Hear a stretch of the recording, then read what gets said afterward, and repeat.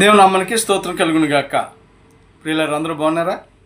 యూట్యూబ్లోను స్టేటస్లోను వీక్షిస్తున్నటువంటి వారికి మా హృదయపూర్వక వందనాలు తెలియజేస్తుంటున్నాను. మనము క్రిస్మస్ మాసం సందర్భంగా మరి క్రిస్మస్ సందేశాలను మనం ధ్యానించుకుంటూ వస్తున్నాము. ఈరోజు సిమియోను గారు యాజకుడు మాట్లాడేటటువంటి మాటను మనం ధ్యానించబోతూ ఉంటున్నాం. లూకాసు వార్త 2వ అధ్యాయము 32వ వచనంలో ఇలాగ వ్రాయబడి ఉంది. చివరి వచనాన్ని నేను చదువుతున్నాను.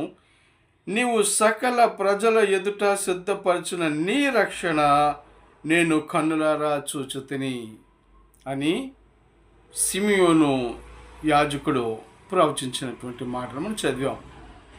ఈ సిమియోను గారు యేసుక్రీస్తు యొక్క రక్షకుడు పుడతాడని, ఆ దేవాది దేవుని చూడాలని, ఆయన చూసిన తర్వాతే నేను ప్రభు పిలుపు అందుకుంటాను అని ఎదురు చూస్తున్నటువంటి యాజకుడై ఉన్నాడు.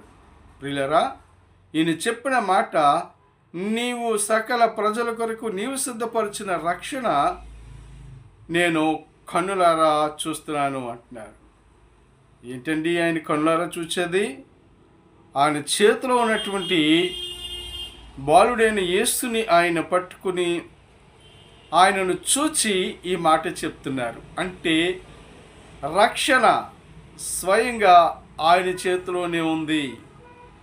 రక్షకుడు ఆయన చేతిలోనే ఉన్నాడు గనుక సకల ప్రజల కొరకు నీవు సిద్ధపరిచిన రక్షణను నేను కన్నులరా చూచానని చెప్తున్నాడు.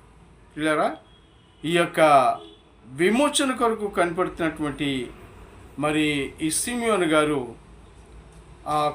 నీ రక్షణను నేను కన్నులారా చూస్తున్నాన్న మాటకు అర్థం ఏంటంటే, రక్షకుడే ఆయన చేతిలో ఉన్నప్పుడు నాదా సత్యస్వరూపి అని దేవునిని ప్రార్థించినటువంటి ఆ యాజకుడిగా మనం చూస్తుంటున్నాం. వీళ్ళరా, మరి ఆయన సిద్ధపరిచిన రక్షణ ఎవరి కోసం? నీ కోసం, నా కోసం. ఆయన సిద్ధపరిచిన రక్షణ కొరకై ఆయన రక్షకుడిగా వచ్చి నిన్ను నన్ను రక్షించటానికి వచ్చినటువంటి లోక రక్షకుడు ఆయన యేసుక్రీస్తు ప్రభువారు.